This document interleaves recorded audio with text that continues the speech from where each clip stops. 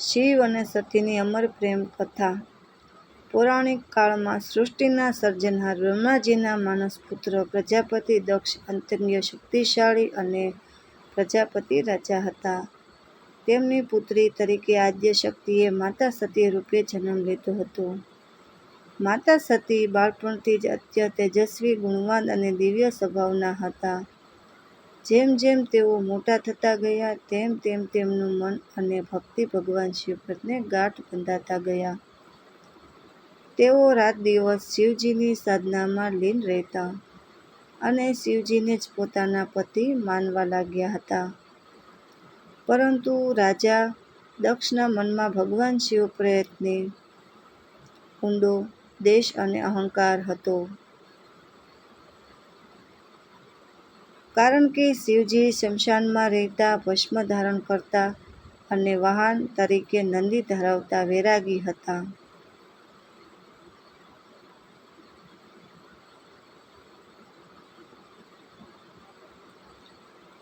દક્ષની ઈચ્છા સતીના લગ્ન કોઈ રાજવી કે દેવતા સાથે કરાવવાની હતી. તેથી તેમણે સતી માટે એક ભવ્ય સ્વયંવરનું આયોજન કર્યું. તેમાં સૃષ્ટિના તમામ દેવતાઓ, ગંધર્વો અને રાજાઓને આમંત્રણ કરવામાં આવ્યા. પરંતુ ભગવાન શિવને જાણી જોઈને આમંત્રણ ન આપ્યું. જ્યારે સતી વરમાળા લઈને સભામાં આવ્યા ત્યારે તેમણે શિવજી વિના કોઈ અન્યને પોતાના પતિ તરીકે સ્વીકારવાનો ઇનકાર કરી દીધો. સતીએ આંખો બંધ કરી શિવજીનું ધ્યાન કર્યું અને વરમાળા હવામાં ફેંકી. એ જ ક્ષણે ભગવાન શિવ સભામાં પ્રગટ થયા અને તે વરમાળા તેમના ગળામાં પડી. આ જોઈને પ્રજાપતિ દક્ષ અત્યંત ક્રોધિત થયા.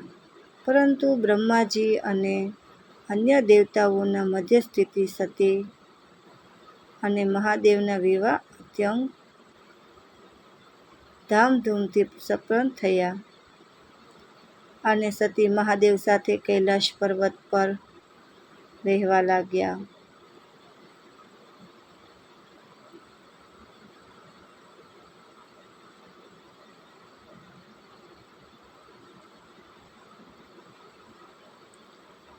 કૈલાશ પર શિવ અને સતી વચ્ચેનો પ્રેમ અને સંપર્ક અદ્ભુત હતું. તેઓ એકબીજામાં લીન થઈને આનંદપૂર્વક સમય વિતાવતા હતા. સમય જતાં પ્રજાપતિ દક્ષે પોતાની રાજધાની કનખલમાં એક અત્યંત વિશાળ બૃહસ્પતિસર નામનો મહાયજ્ઞ આયોજિત કર્યો.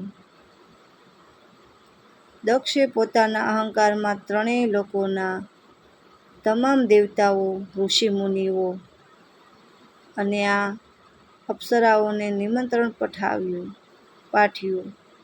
પણ પોતાની જ પુત્રી સતી અને ભગવાન શિવને વૈરભાવના કારણે આમંત્રણ ન આપ્યું.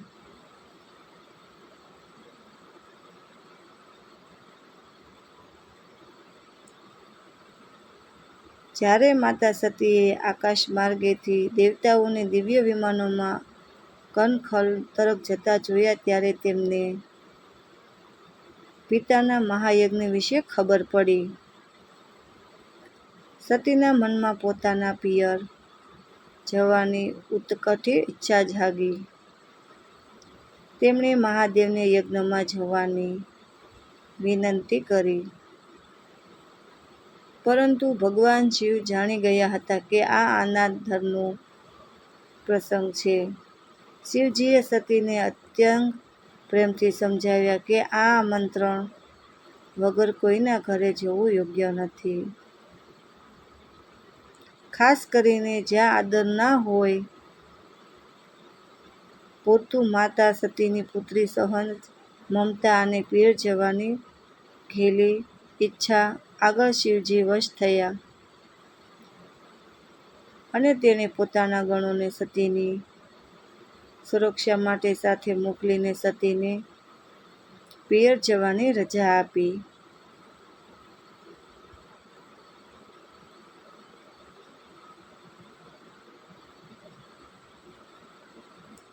જ્યારે માતા સતી પોતાના પિતાના મહેલે પહોંચ્યા ત્યારે ત્યાંનું દ્રશ્ય અત્યંત દુઃખદાયક હતું.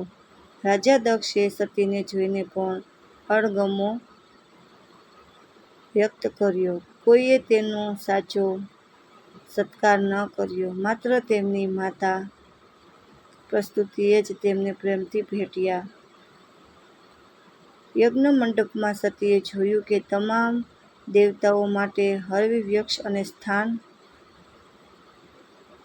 ફાળવવામાં આવ્યું હતું, પરંતુ જગતના પાલનહાર અને સર્વોચ્ચ એવા મહાદેવ માટે કોઈ સ્થાન કે ભાગ રાખવામાં આવ્યો ન હતો. રાજા દક્ષે આખી સભાની સામે ભગવાન શિવ વિશે અત્યંત કડવા,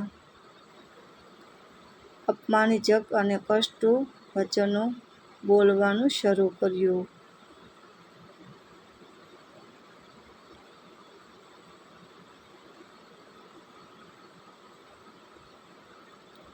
પોતાના પ્રાણપ્રિય પતિ અને ત્રિલોકના મહાદેવનું આટલું ઘોર અપમાન સતી સહન ન કરી શક્યા.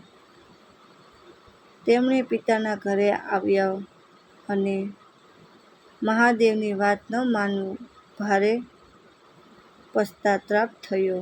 તેમણે ભરેલી સભામાં ક્રોધિત થઈને કહ્યું કે જે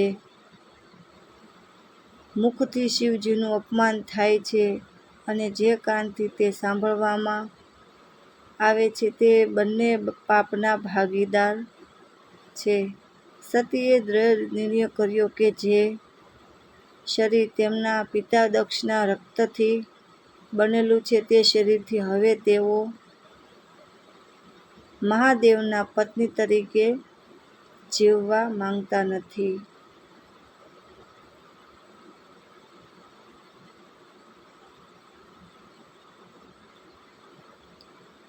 સતી તુરંત જ યજ્ઞ મંડપની વચ્ચે પ્રજ્ઞાસન વાળીને બેસી ગયા. તેમણે આંખો બંધ કરીને યોગાગ્નિ પોતાના તેજમાંથી ઉત્પન્ન થયેલી અગ્નિનું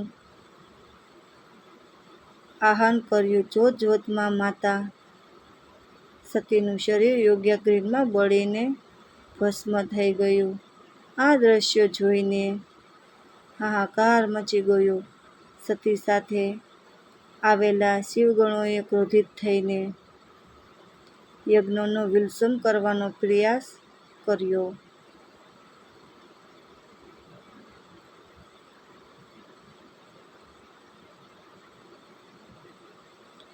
જ્યારે કૈલાસ પર મહાદેવને માતા સતીના દેહત્યાગના સમાચાર મળ્યા ત્યારે તેમનો ક્રોધ સીમાઓ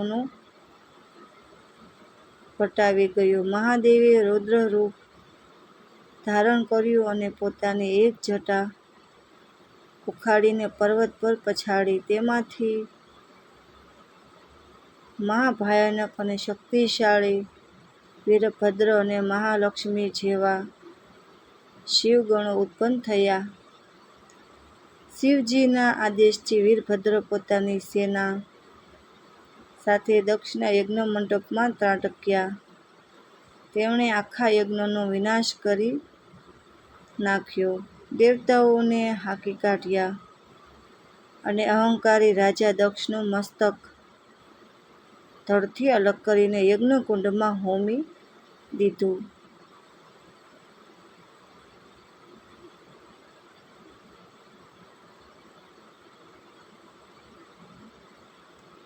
ત્યારબાદ મહાદેવ પોતે ખનખલ પહોંચ્યા. સતીના બળેલા દેહને જોઈને વિરાગી મહાદેવ વિરહ અને પ્રેમની વેદનામાં ભાંગી પડ્યા. તેઓ સતીના પવિત્ર દેહને પોતાના હાથોમાં ઉપાડીને ત્રણેય લોકમાં ક્રોધ અને શોકમાં ભસ્મ લાગ્યા. મહાદેવનું આ તાંડવ અને વિરહ જોઈને સમગ્ર બ્રહ્માંડ પર વિનાશનું સંકટ ઘેરવા લાગ્યું.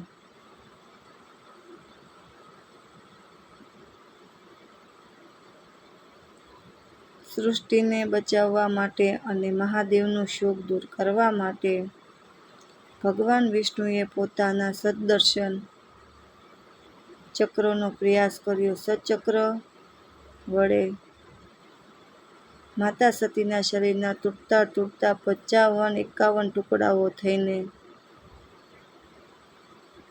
પૃથ્વીના અલગ અલગ સ્થાનો પર પડ્યા. જે સ્થાનો પર સતીના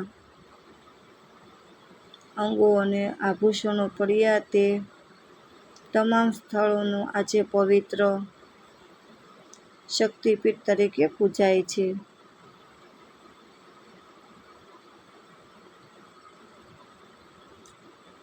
જ્યારે સતીનો દેહ મહાદેવના હાથમાંથી છૂટી ગયો ત્યારે તેમનો મોહ અને ક્રોધ શાંત થયો. તેમણે પ્રજાપતિ દક્ષને ક્ષમા આપીને તેના ધડ પર ઘેટાં બકરાનું મસ્તક લગાડીને તેને પુનર્જીવન કર્યા. દક્ષે પોતાની ભૂલ સ્વીકારી મહાદેવની ક્ષમા માંગી. આટલું થયા પછી પણ મહાદેવ સતીના વિરહમાં સંપૂર્ણપણે ધ્યાનસ્થ અને વૈરાગી બની ગયા. પાછળથી આ જ આદ્યશક્તિએ પર્વતરાજ હિમાલયના ઘરે પાર્વતી રૂપે પુનઃ જન્મ લીધો અને કઠોર તપસ્યા કરીને ફરીથી મહાદેવને પોતાના પતિ તરીકે પ્રાપ્ત કર્યા. આ રીતે શિવ અને સતીનો પ્રેમ શરીરથી પર થઈને આત્મા અને શક્તિનો અમર સંયમ બની ગયો.